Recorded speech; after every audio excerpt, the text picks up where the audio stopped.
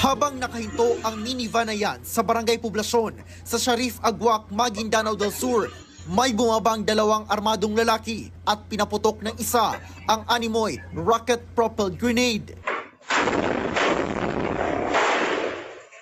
Pinuntirya pala nila ang convoy ni Sharif Agwak Mayor Dato Ahmad Mitra Ampatuan Sr. Tinamaan ang sinasakyan niyang black SUV.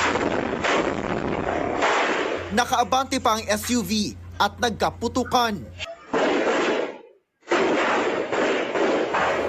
Kalaunan, huminto ang SUV sa isang kalsada at umalingaw-ngaw ang sunod-sunod na putok.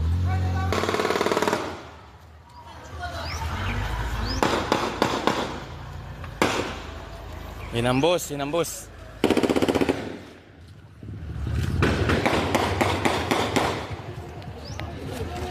Ayon sa pulisya, papauwi na si Mayor Ampatuan ng Tambangan.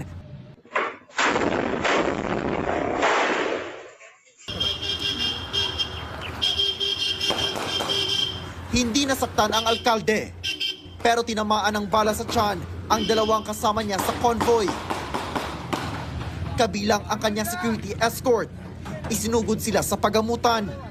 May follow-up vehicle, sakay doon yung ilang mga security din ni Mayor.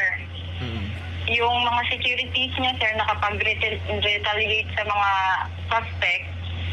But dalawa sa securities niya ay wounded din. Both ay may tama sa left side ng abdomen.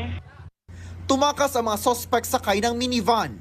Sa hot pursuit operation, 3 suspect ang napatay sa bayan ng Dato Unsay. Iniimbestigahan pa ang motibo sa pananambang habang nakaalerto ang buong pwersa ng PNP BARM. Sinusubukan pa ng GMA Integrated News na makuha ang panig ni Mayor Ampatuan kaugnay sa pananambang na ikatlong tangka na pala sa kanya.